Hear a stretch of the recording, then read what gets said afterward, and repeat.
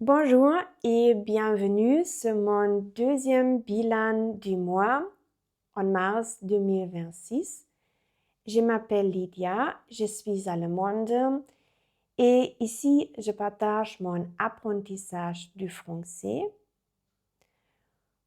On pourrait dire que le bilan est mon petit journal d'apprentissage où je reviens à ce que je fais concrètement ce mois-ci pour progresser en français, ce qui m'a marqué et quelques mots ou expressions j'ai retenus.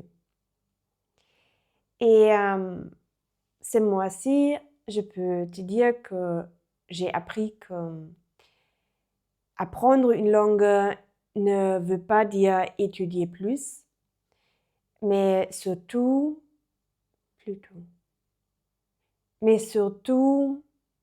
immerger et savourer la langue.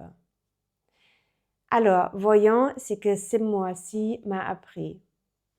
C'est parti. Qu'est-ce que je fais concrètement pour mon français ce mois-ci?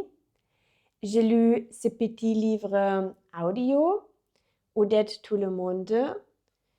Malgré le niveau A2 est indiqué, j'ai trouvé ça assez difficile à lire à cause d'énormément de nouveaux mots.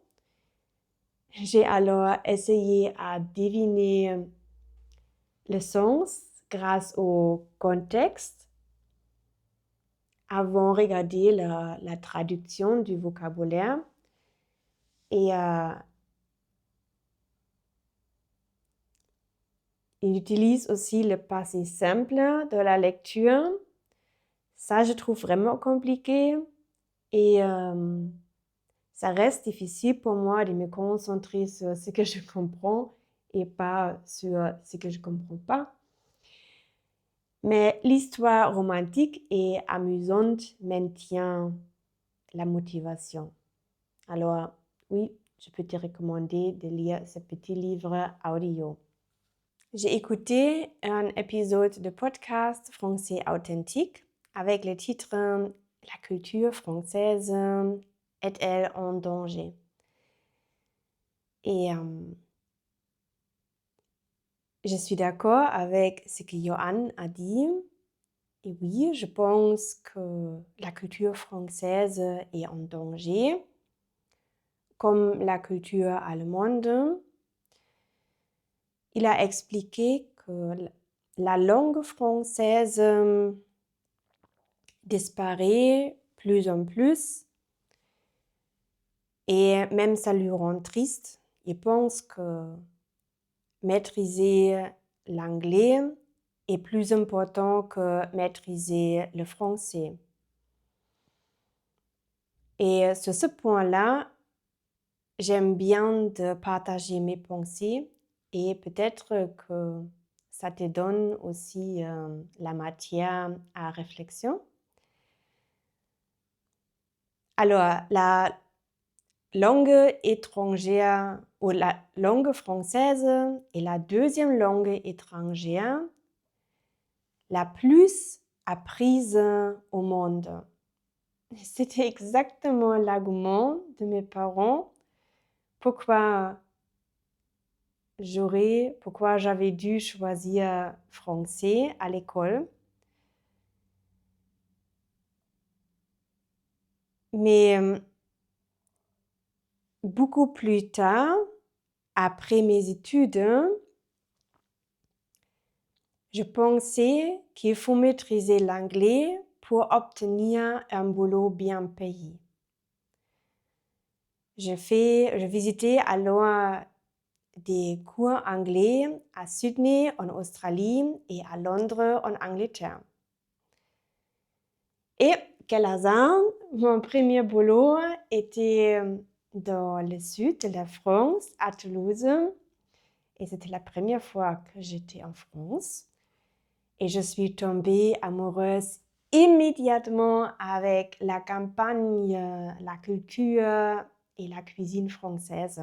Dans mes vidéos précédentes, j'essaie de t'expliquer que apprendre une langue naturellement est la clé pour maîtriser une langue.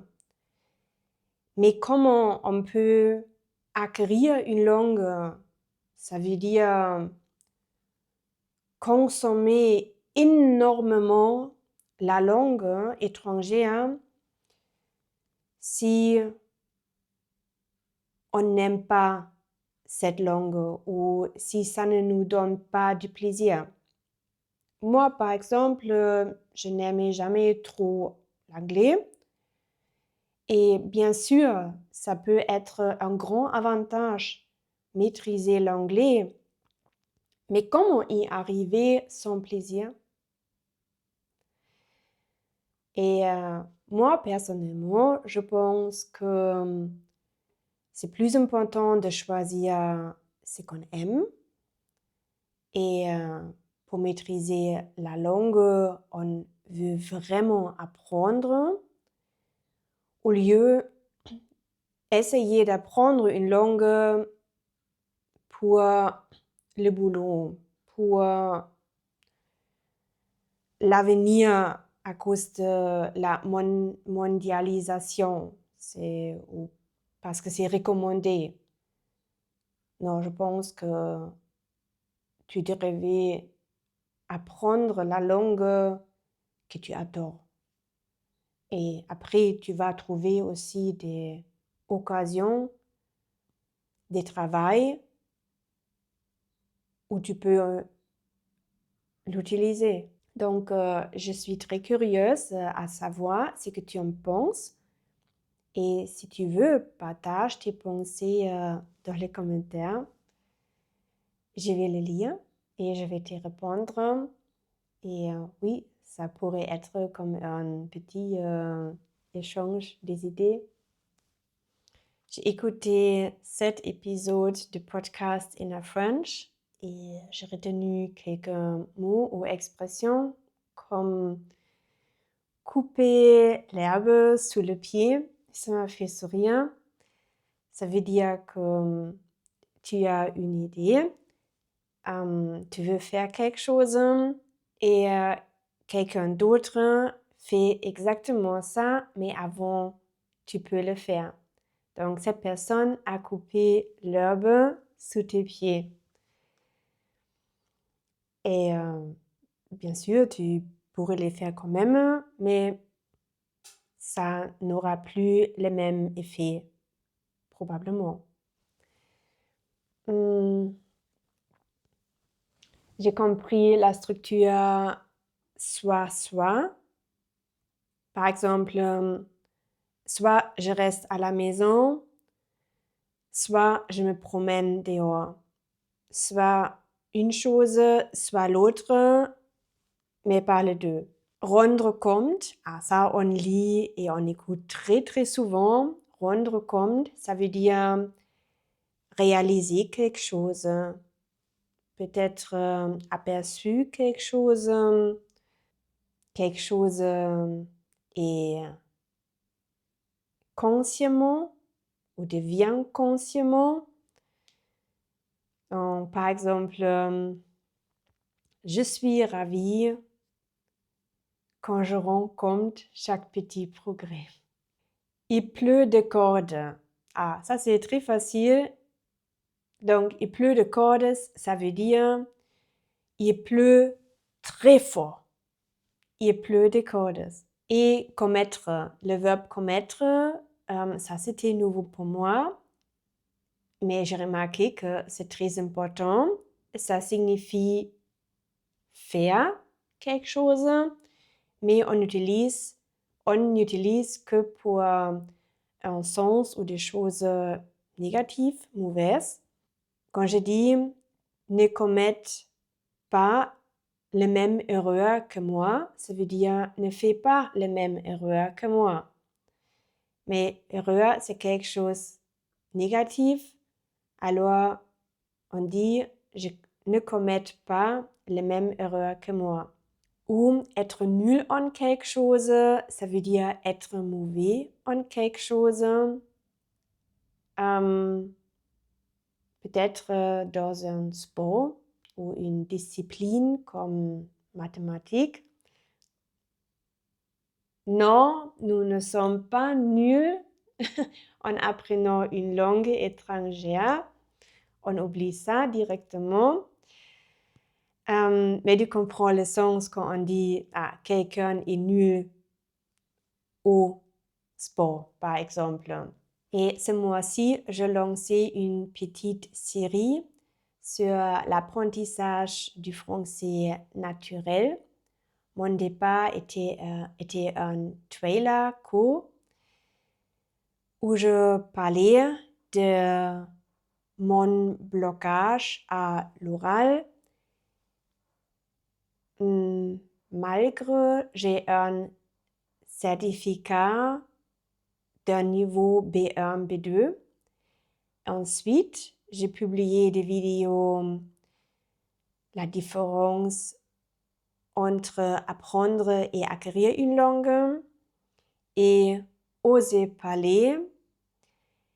Là, je t'explique le mécanisme qui bloque notre français à l'oral.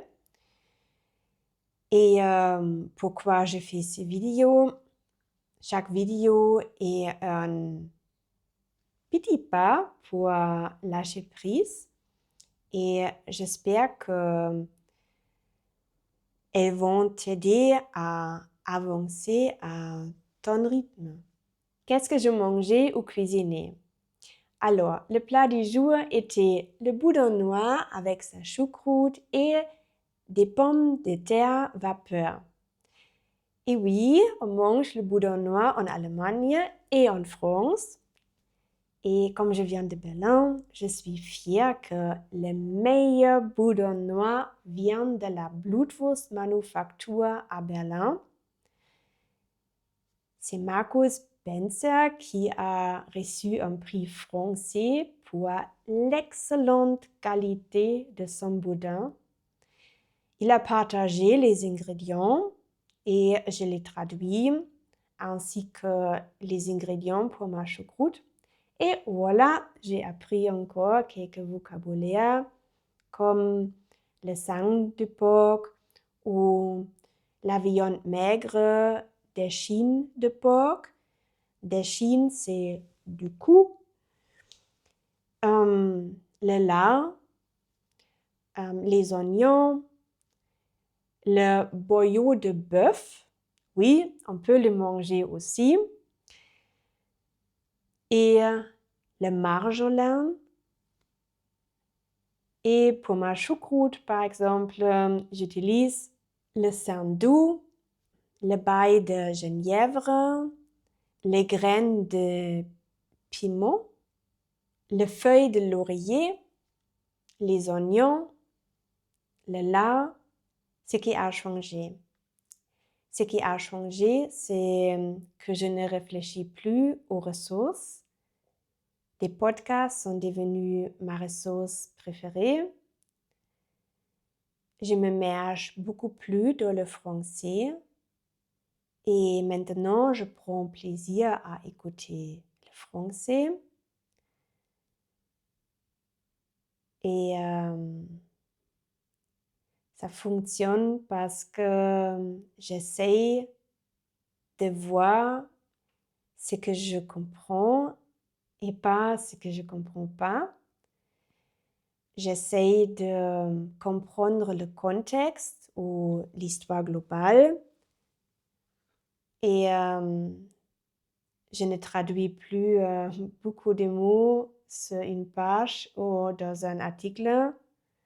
Donc, je choisis seulement 1, 2, 3 nouveaux mots et comme ça, je les retiens aussi. Donc, pour dire que je l'apprends, ça rend l'apprentissage durable.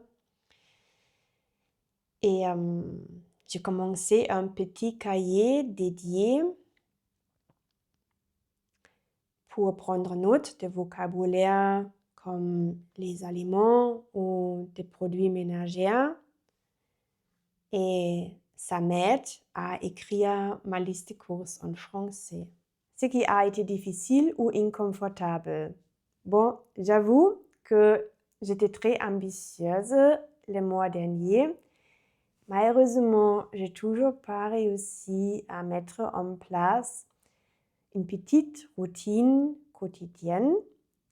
Bien sûr, je vais continuer à essayer de résoudre ces problèmes pour moi. J'ai fait un mini bilan presque chaque jour ou souvent.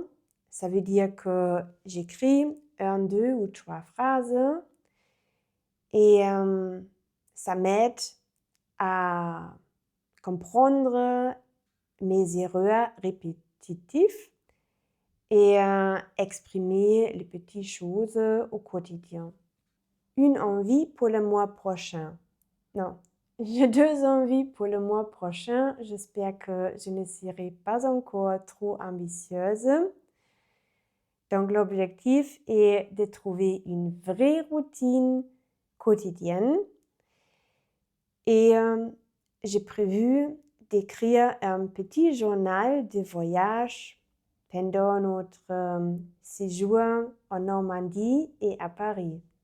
J'espère de pouvoir profiter de notre séjour en France pour apprendre le français.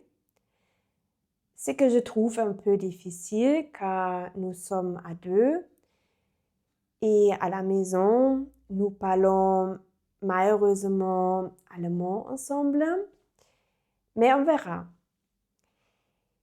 Et toi, est-ce que tu as envie de me dire en commentaire quels mots ou expressions tu as retenu ce mois-ci?